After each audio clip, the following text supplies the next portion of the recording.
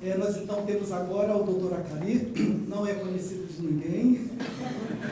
O Dr. Acari foi quem pensou em criar uma associação aqui no Brasil para trazer essa informação, porque até então, o que acontecia? A partir do momento que o paciente e seu familiar tinha o diagnóstico lá no consultório médico, ele não tinha depois esse acompanhamento de orientação. E o Dr. Acari trouxe essa ideia que ele tinha visto nos Estados Unidos e aí formou a Abrela. Então nós vamos então convidar o Dr. Acari, que é o chefe do setor de investigação de doenças neuromusculares da Unifesp, é o fundador da Associação Brasileira de Esclerose Lateral Amiotrófica, e ele vai nos falar então sobre os novos ensaios clínicos. Bom dia, Abrão. Bom dia a todos. Bom dia, Natalina. Bom dia, Estácio. Artistas da Globo, né? Todos dois. Quem tomou banho aqui? Quem está com calor agora? Então, bom dia a todos. É uma honra estar aqui com vocês hoje. Uma plateia bastante grande, seleta. E hoje o objetivo é trazer o assunto novos ensaios clínicos. É bastante importante. É fundamental essa condição. Quando nós falamos, o Marco Antônio estava comentando a respeito da esclerose lateral amiotrófica, o assunto é bastante complexo realmente. Ou seja, para aquela função motora simples que a gente faz, mexer a mão, a necessidade de uma porção de coisas que elas aconteçam. Coisas organizadas. Então, por exemplo, vou mexer a minha mão direita. Aí vem a ordem, essa ordem mexa a mão direita.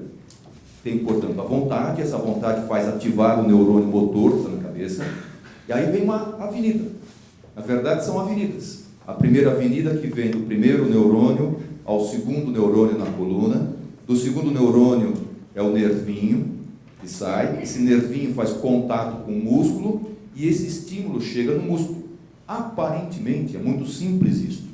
Mas não é tão simples desse jeito. Precisa acontecer várias coisas para que eu faça o movimento. Isto é para a mão, é para a perna, é para respirar, é para falar, é para deglutir. Tudo isso tem que acontecer. E na célula, ela também é organizada. Só que a célula, ela não tem essa hierarquia tão importante como que existe nessa parte motora.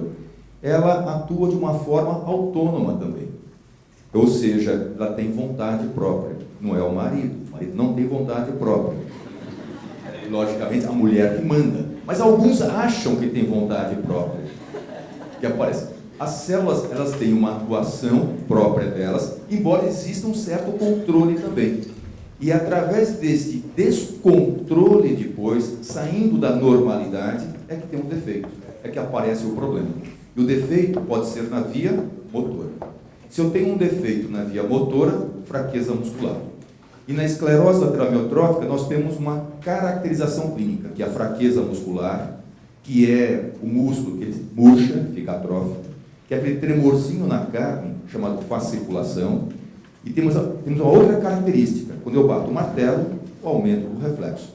Ajuntando-se toda essa característica e a progressão desta alteração, é que eu penso em esclerose lateral amiotrófica. Embora eu pense em esclerose lateral amiotrófica, não existe nenhum exame que eu faça que dê o diagnóstico de certeza de esclerose lateral amiotrófica. A não ser naquela forma familiar hereditária, que é a menor parte, de 5 a 10%, onde o exame do DNA vai mostrar que existe uma alteração em uma certa região no DNA, e essa alteração faz com que ocorra uma alteração nessa via. Mas mesmo a alteração no DNA, mesmo a presença definida, marcada no DNA, não faz, com certeza, o diagnóstico que o indivíduo vá desenvolver esclerose lateral amiotrófica. Porque muitas vezes há pessoas que têm mutação e que não têm doença. Portanto, os cientistas estão estudando hoje os marcadores que levam à doença.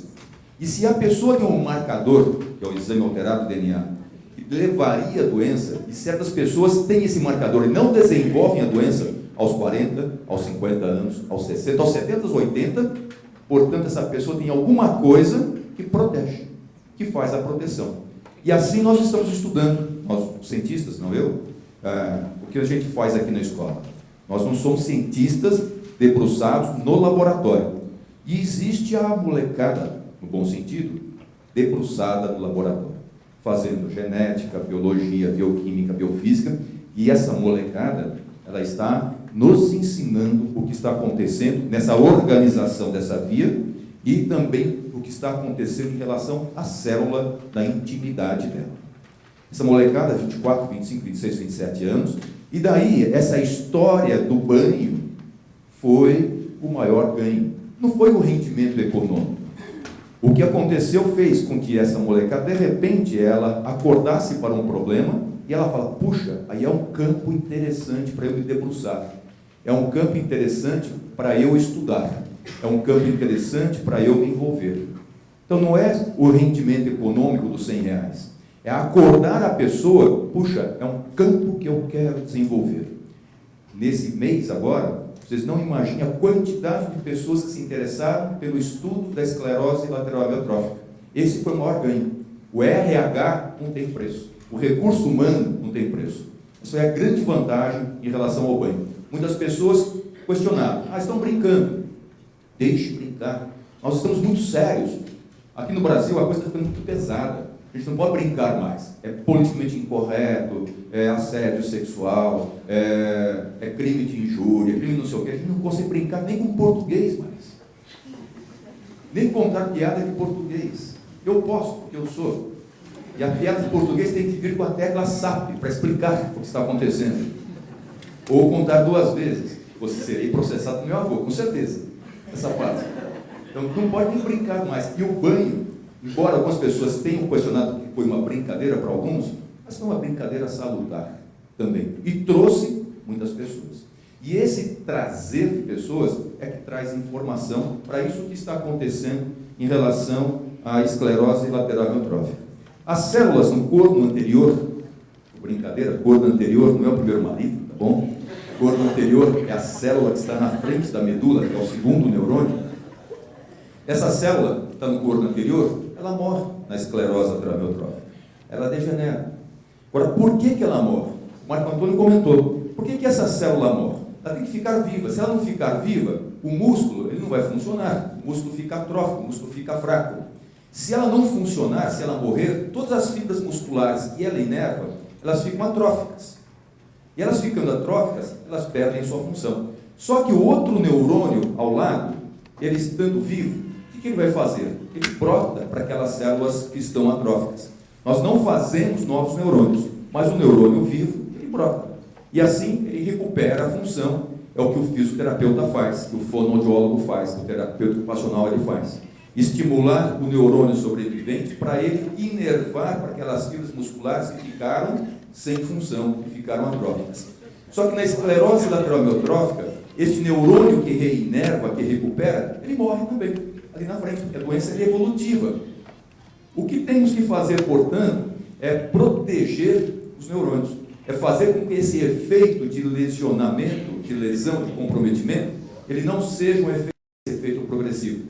E que nós criemos uma possibilidade de fazermos novos neurônios, que ainda a gente não consegue fazer neurônio funcionante. Embora a gente consiga fazer neurônio de célula-tronco, mas nós não conseguimos fazer neurônio funcionante. E a doença, ela é evolutiva, até que chega um certo ponto, nós não temos mais neurônios motores lá no corpo anterior da medula. E assim, aquela fraqueza generalizada que acontece nas pessoas com esclerose lateral amiotrófica. E esse neurônio, ele se degenera por diversas causas. Existem inúmeras causas que levam a esse comprometimento. Como nós estamos aprendendo isso? Com a forma genética, estamos aprendendo também o que acontece em relação a certas condições especiais. E desta forma, verificou-se que existem vários fenômenos que levam à alteração do neurônio. Cada pedacinho deste, a gente vai descobrindo mecanismos que vão levando à alteração. E os mecanismos, eles podem nascer do próprio neurônio ou das células próximas ao neurônio. Nós falávamos que era uma doença do neurônio motor. Embora o comprometimento seja no neurônio motor, no neurônio, no nervinho que vai até o músculo, mas a doença ela pode começar pela célula vizinha. Existem doenças genéticas que mostram que a doença ela começa pela célula vizinha. E certos indivíduos dizem que a doença ela não começa pela célula vizinha, mas ela pode começar até pelo próprio músculo esquelético por causa de certas condições especiais. E o mecanismo mais complexo que nós pensamos ainda. Existe, portanto, uma inter-relação bastante grande entre as células, entre aquilo que faz funcionar o músculo, e o músculo, por sua vez, também ele é muito importante para dar substâncias, nutrientes especiais para a manutenção de vida do próprio neurônio. Nós vamos aprendendo isso com certas condições especiais, que é a inter-relação entre os genes, o meio ambiente, o que a pessoa faz, e dependente da inter-relação entre os genes, o que a pessoa faz em excesso ou errado, ou não faz de uma forma boa, adequada, aparece a doença. Mas o que é essa forma não boa, adequada? Uma delas, a atividade física excessiva, leva à esclerose lateral amiotrófica. Demonstrando-se, já na história americana, Lou Gehrig, lá nos Estados Unidos, a doença é conhecida com o nome desse indivíduo, famoso jogador de beisebol.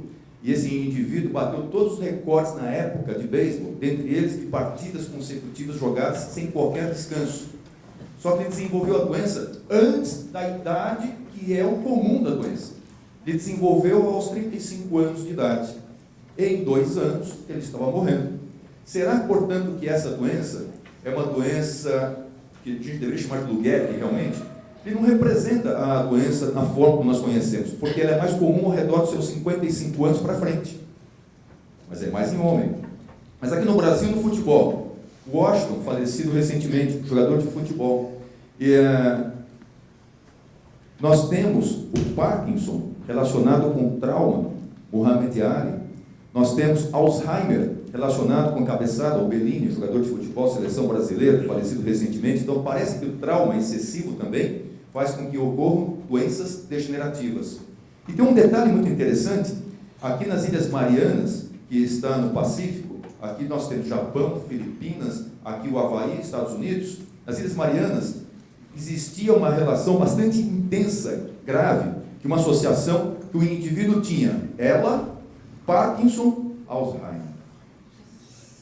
A desgraça só não era completa porque eles não eram corintianos.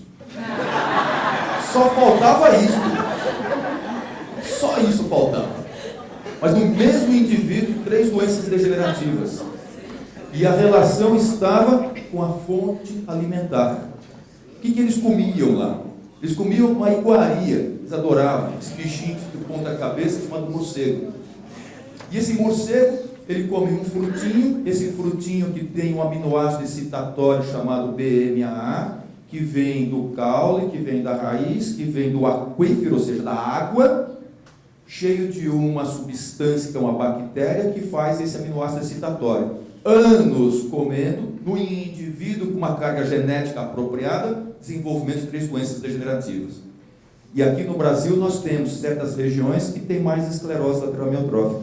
São pessoas do campo. A vida no campo é saudável, mas pode ser que aqui o lençol freático, pode ser, tenha essa substância do BMAA e assim predispondo à doença também. Então, dessa forma, explicaria para os indivíduos. Nós verificamos que há certas pessoas que, mesmo comendo muito morcego, não desenvolvem a doença. Pode ser que eles não tenham uma marca genética que favoreça a doença, ou que eles tenham uma marca genética que controle a doença, que proteja da doença.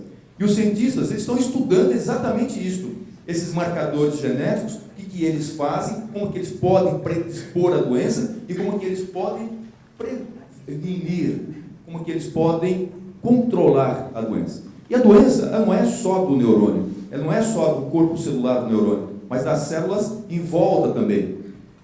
Desta forma, nós começamos a estudar essas mutações, não só presentes no neurônio, como nas células ao lado do neurônio também.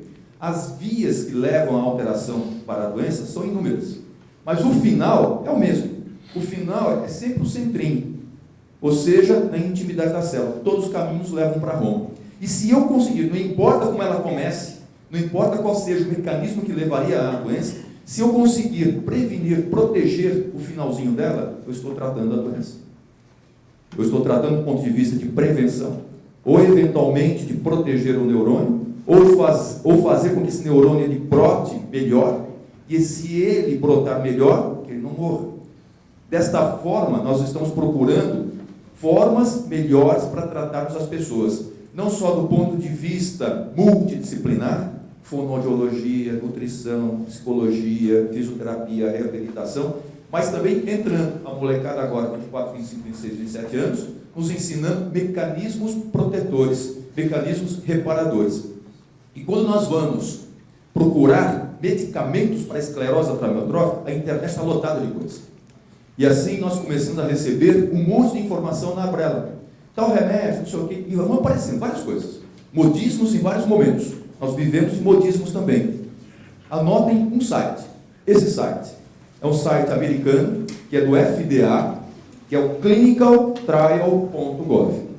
É o site oficial daquele órgão regulador de drogas e medicamentos nos Estados Unidos. Tudo que tem de oficial, controlado para a esclerose lateral amiotrófica, aparece nesse site.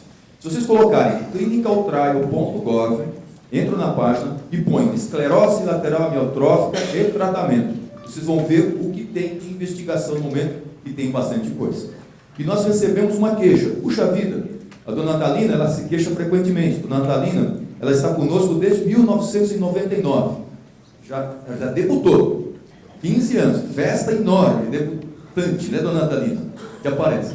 E ela reclama sempre. Mas, Acari, pelo amor de Deus, estou com vocês há 15 anos e nenhuma novidade apareceu para mim ainda. Ou seja, de medicamento novo, realmente não. Mas de pesquisas nesses 15 anos, nossa, várias. E agora, neste ano, 2013, passado, e neste ano atual, 2014, a quantidade de pesquisa multiplicou-se. Nós não estamos sozinhos. Nós temos uma porção de coisas acontecendo, e se vocês entrarem nesse site, vocês vão ver o que tem de certo. Como neuroprotetor, a única medicação ainda é o Riluzol. E o Riluzol faz proteção do neurônio, só que a proteção ela é pequena, ela não é grande. É um fator de protetor 5 a 10, por exemplo, na pele, em relação à proteção solar. Mas não é um fator de protetor 50, 100, ainda não. E nós estamos procurando outros protetores para o neurônio que possam fazer com que esse neurônio ele viva de uma forma mais intensa. Mas mesmo sendo uma proteção pequena, que dê 3 a 6 meses a mais de sobrevida, é a única droga ainda utilizada. Essa droga foi liberada em 1997, com pesquisa de 1993 e 94. Quantos anos já? Que não apareceu nenhuma outra ainda que tenha o mesmo efeito.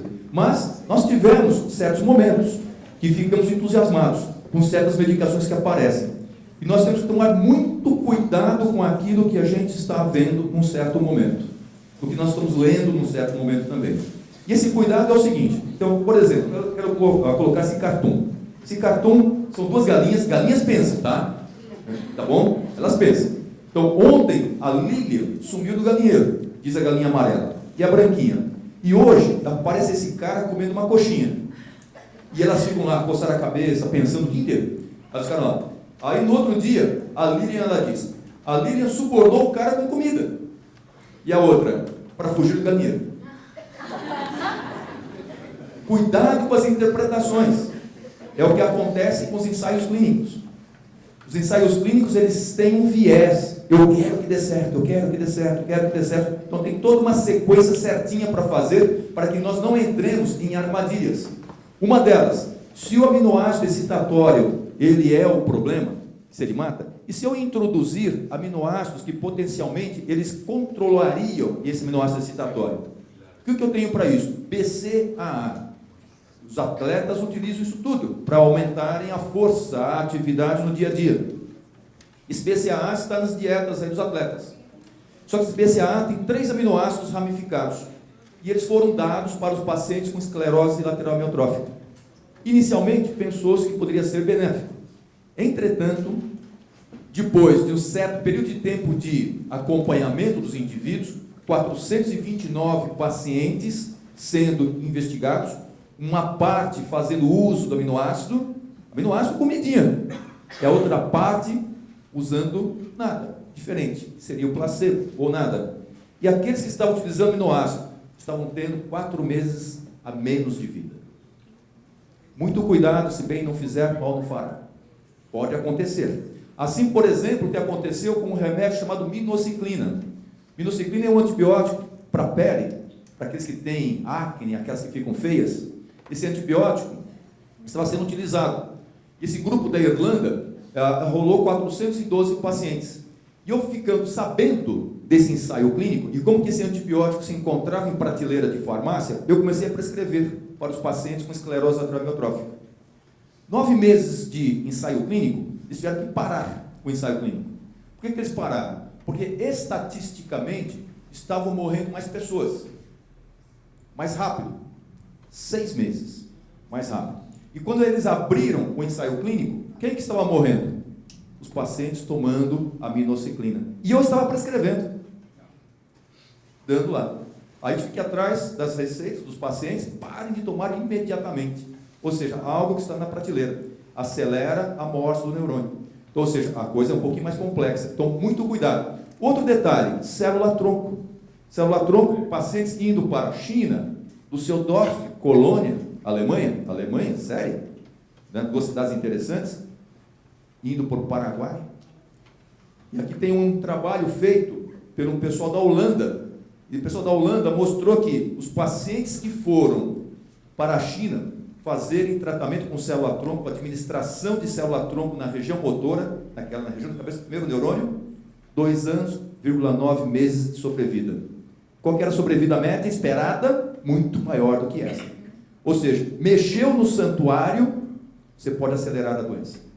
Muito cuidado. Então aquela história que se bem não fizer mal não fará, faz. Pode fazer mal. A gente toma bastante cuidado. Portanto, nós temos que respeitar todas as etapas de investigação para os ensaios clínicos. Um deles, que nós ficamos bastante entusiasmados, foi com dexpramipexol. O primo dele é um remédio para Parkinson, uma doença degenerativa. Foi feita essa medicação e verificou-se, no primeiro ensaio clínico em laboratório, um efeito positivo. Na fase 2, um efeito positivo. E foi feita a fase 3. 942 pacientes que foram investigados. E terminado o ensaio clínico, nenhuma diferença. Nem em relação à função do dia a dia, nem em relação à sobrevida dos pacientes também. Ou seja, não tinha nenhum favorecimento em relação ao quadro clínico. Se nós formos lá no clinicaltrial.gov, hoje, isso aqui eu já levantei ontem, nós vamos ter algumas coisas que são interessantes. Essa medicação chamada Osanezumab. É uma medicação muito interessante que ela permite que aquele neurônio que brote, ele continue a brotar. Porque essa é uma medicação que inibe a proteína que não deixa o neurônio brotar. Porque nós temos o estimulador do broto, mas nós temos que ter o controlador do broto também.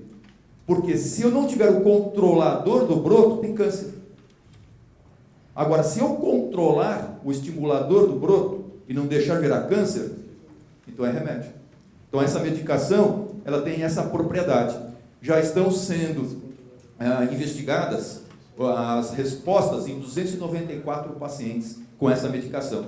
Assim como nós temos um outro medicamento chamado masitinib. Nós fomos convidados para entrarmos nesse ensaio clínico aqui, agora. Então pode ser que vocês sejam informados a respeito dessa possibilidade. Nós começamos a fazer em conjunto um ensaio clínico também. Qual que é o objetivo desse masitinib? Mesma coisa, tentar fazer com que as células elas sobrevivam mais tempo do que aparece. E ainda em relação ao clinicaltrial.gov, o que eles consideram como um futuro promissor? Dentre as condições do futuro promissor são os modelos animais.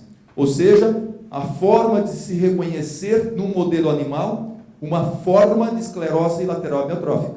Se eu tiver um bom modelo animal, eu posso testar várias propostas terapêuticas num período curto de tempo. É a molecada debruçando-se nessas condições. E esses modelos animais permitem que nós façamos ensaios clínicos. Dentre eles, um dos grandes promissores, chamado oligonucleotídeo antissense, que é o motivo da apresentação. Nesse oligonucleotídeo antissense, modelo animal, verificou-se que ampliou-se a sobrevida do camundongo com esclerose lateral amiotrófica. O camundongo vive 150 dias com esclerose lateral amiotrófica. Com esta forma, dobrou a sobrevida dele. E se isto proporcionou um aumento, duplicação praticamente de sobrevida, pode ser que essa forma seja benéfica para os humanos. Mas como que eu vou administrar esse oligonucleotídeo, vou explicar para vocês o que é isso, em humanos. Então eu tenho que utilizar vetores. E os vetores, ou seja, aquilo que leva à substância, é o próprio vírus. O vírus que dá doença para nós.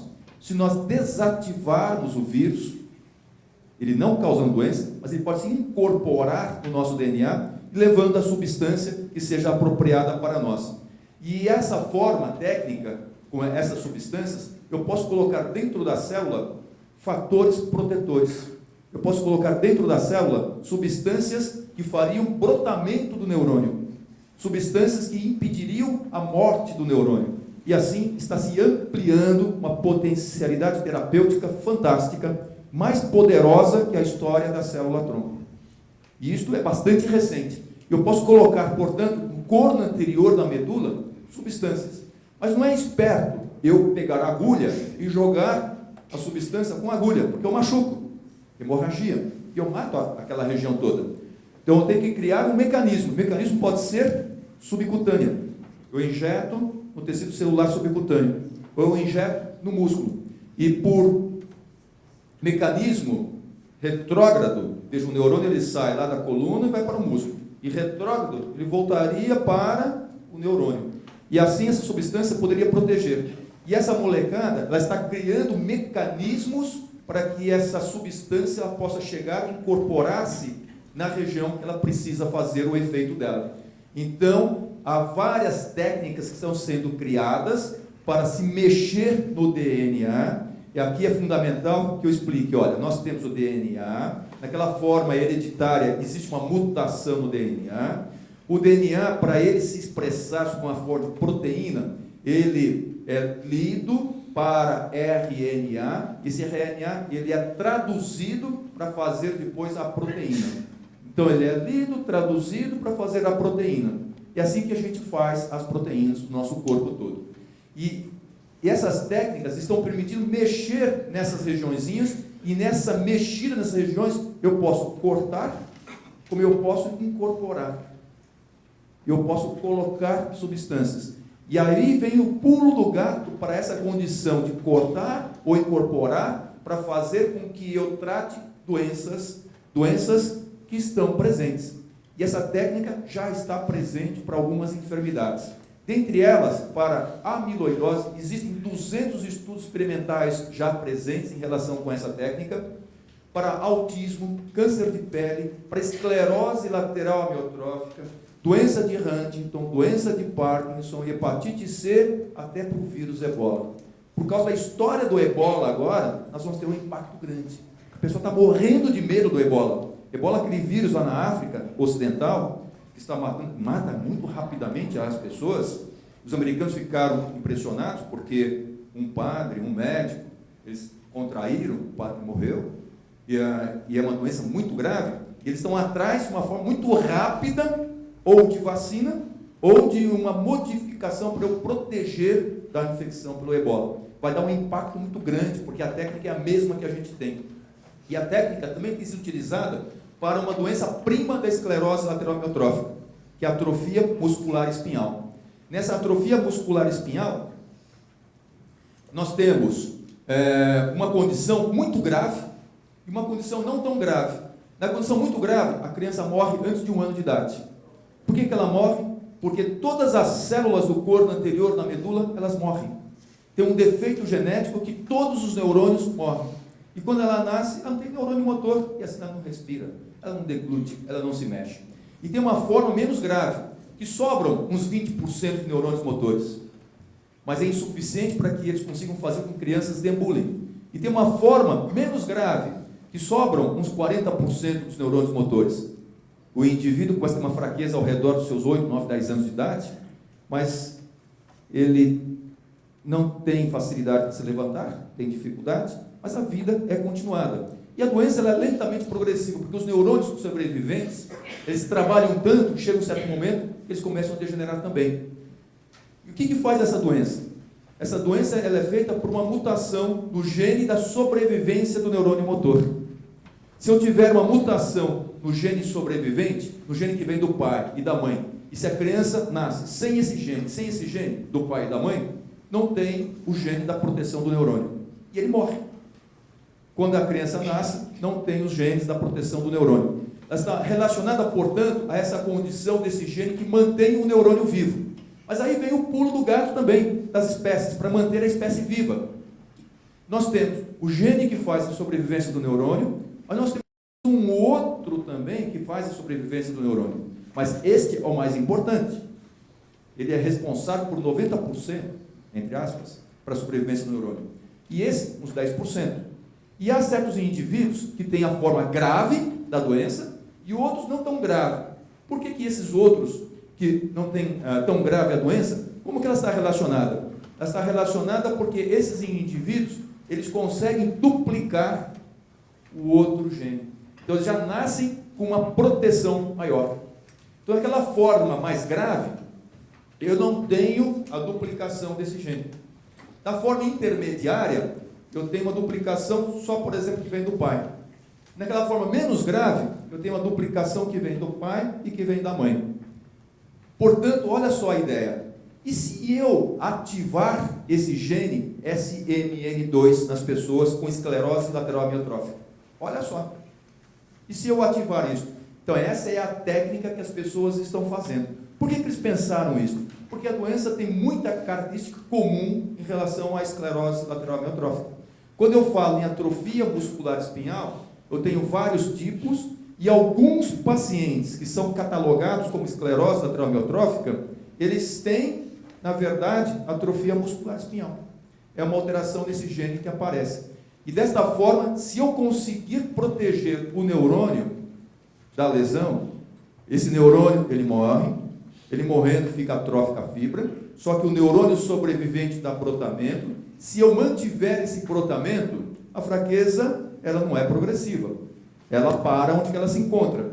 Só que se esse neurônio não conseguir manter o brotamento, continua a atrofia, continua a fraqueza progressiva.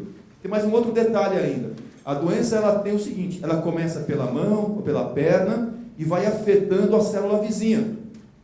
Ela vai afetando a célula vizinha, para baixo, para o lado, para o braço, para o lado, vai se tornando generalizada. E se eu conseguir localizar a doença, fazer com que ela não seja progressiva, talvez eu consiga fazer o super-homem.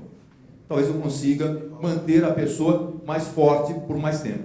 Portanto, no clinicaltrial.gov, nós poderemos fazer um aumento da transcrição do SMN2 e assim proteger o neurônio. Essa é a técnica nova. Eu posso fazer isso com medicamentos, por exemplo, com a clarotocina ou com butirato de sódio. São técnicas. E a técnica mais falada hoje é dos oligonucleotídeos. Esses oligonucleotídeos são pequenos polipeptídeos, pequenas proteínas, que eu crio, que eu faço em laboratório. Não é tão caro fazer isso. E eu crio a afeição para aquilo que eu quero, ou seja, para corrigir os defeitozinhos pequenininhos. Então eu faço essa condição, esses oligonucleotídeos, e a proposta para essa condição é fazer com que ocorra uma incorporação desse oligonucleotídeo na célula, a incorporação no DNA, e essa incorporação no DNA para fazer com que ocorra o processo de proteção. Quais são as vantagens? Eles são manufaturados de uma forma rápida, em semanas, isso não é tão difícil. Pode ser utilizado de uma forma própria para terapias especiais, tem uma potencialidade de produzir respostas prolongadas e uma potencialidade de aumentar a afinidade de ligação à célula que eu estou querendo. Só que ele tem que ser protegido. O problema é que há necessidade de doses elevadas para que o efeito aconteça, tem dificuldade em direcionar para certas células que nós precisamos, e quando nós falamos de neurônio motor, o neurônio motor é muito protegido, então ele tem que chegar até o neurônio motor também, e temos a barreira que é feita do sangue até o neurônio motor, e assim impedindo a sua atuação. E aqueles meninos hoje estão criando mecanismos para que esta terapia ela consiga ser feita e que esta condição seja incorporada na célula, no corpo anterior, na medula das pessoas com esclerose lateral amiotrófica, através de vírus e através de umas partículas protegidas que elas consigam chegar no órgão-alvo do que aparece. E aqui está um outro site para vocês verem. Vocês poderão acompanhar, que é uma animação que mostra como que funciona esse oligonucleotídeo para atrofia muscular espinhal. Se eu estou falando de atrofia muscular espinhal, eu estou falando também em umas formas especiais de esclerose lateral amiotrófica. É a mesma coisa. E aqui é o Learn About SLA, que é Spinal Muscular Atrophy.org, anti-sense. Vai estar marcadinho aqui na internet para vocês, tá bem? Quem anotar aqui, então vamos explicar o que acontece aqui em relação ao oligonucleotídeo. Olha só o pulo do gato que eles estão fazendo. É a molecada de 24, 25, 26 anos. E a molecada do banho. Desse banho com água, com gelo, balde com gelo. Não é tanto o dinheiro em si que faz pesquisa. O que faz é ideia, o que faz é engajamento. Dentro dessa proposta, o que acontece na esclerose lateral amiotrófica... Pode clicar aqui, ó. Isso. O que acontece? Então nós temos a alteração, a mutação no DNA. Então nós temos o SMN1, o SMN2. Eu vou tentar expressar melhor o SMN2, porque o defeito se encontra aqui. E se eu conseguir expressar, fazer que esse SMN2 ele aumente a sua expressão próxima do SMN1, eu conseguiria, portanto, proteger o neurônio. Eu vou fazer uma regulação desse mecanismo de transcrição, de leitura, e desta forma, se eu aumentar a expressão do SMN2, a proteína feita vai ser uma proteína funcional. Essa proteína funcional pode ser para brotar o nervo, ela pode ser para proteger o nervo, e assim eu estaria criando uma condição terapêutica muito interessante, não só para a esclerose lateral amiotrófica, como outras doenças. E mais uma vez, quem é que vai trazer benefício para isso? Para mim, eu acho que vai ser o ebola. Ou seja, de repente, uma doença que está assustando as pessoas, elas vão trazer respostas para as doenças degenerativas. Na esclerose lateral amiotrófica, a proteína feita é não funcional. E com oligonucleotídeo, que são colas especiais que eu vou colocar para onde eu preciso, eu ampliaria a expressão daquele gene sem causar doença outra para as pessoas. É isso que está sendo feito. E isso já está acontecendo em distrofia muscular de Duchenne, já está acontecendo em atrofia muscular espinhal, e está tendo um ensaio clínico para aquela forma que o Marco Antônio comentou da ELA hereditária C9orf72 lá na Europa. Os resultados, provavelmente nós teremos alguma informação já agora no congresso, será na Bélgica, em Bruxelas, em dezembro, 5 a 7 de dezembro de 2014. Se Deus quiser, resultado positivo. Então vocês serão avisados também. Essa apresentação tem o intuito de trazer para vocês essas informações, o intuito de dar tranquilidade, que tem muita gente hoje debruçada em relação à esclerose lateral amiotrófica. Eu, o Abrão, o Marco Antônio, nós não fazemos pesquisa de laboratório, mas nós temos um objetivo muito importante, que é estimular que as pessoas façam as pesquisas e que elas tragam as informações. E o Brasil está na área, o Brasil está caminhando para isso. Nós temos gente em laboratório, em fisiologia, em bioquímica, em física, neurofisiologia. E aqui na Escola Paulista de Medicina, nós temos um grupo muito interessante que trabalha nisso. Na USP tem um grupo muito interessante, com a Maiana Zatz, que trabalha nessa condição também. E o objetivo nosso é trazer essas informações para vocês. Tá bom? Próximo passo, por favor. Próximo. Fecha essa.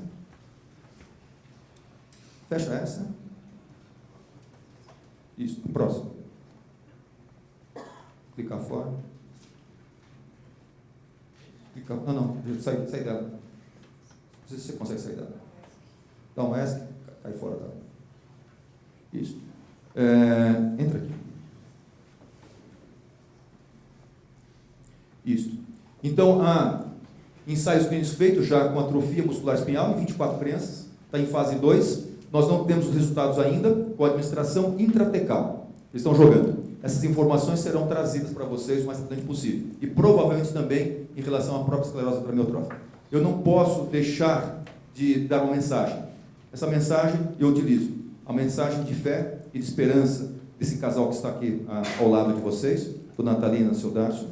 A esperança também proporcionada para essa senhora chamada Leite Consuelo. A Leite, ela tem a doença há 11 anos já. A Leite, há 7 anos, ela só tem movimentação de um dos olhos, o olho esquerdo, e ela continua a fazer pesquisa. ela continua a fazer poesias, ela continua a comandar, a dominar a família dela, ela continua a fazer com que nós sejamos porta-vozes de modificação de leis. Dentre elas, uma, a pessoa tem direito de sair de casa, mesmo em home care. Segunda, ela tem direito de ir a locais públicos. Ela tem direito de ir a local de música. Ela tem direito de ir a parque. Ela tem direito de pagar só pelo número de pessoas que vai para aquele show e não pela área ocupada.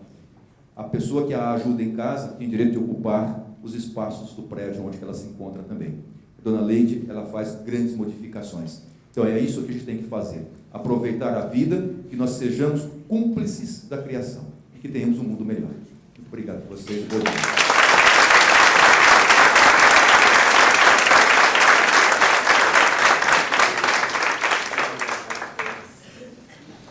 Obrigado, doutora Cari.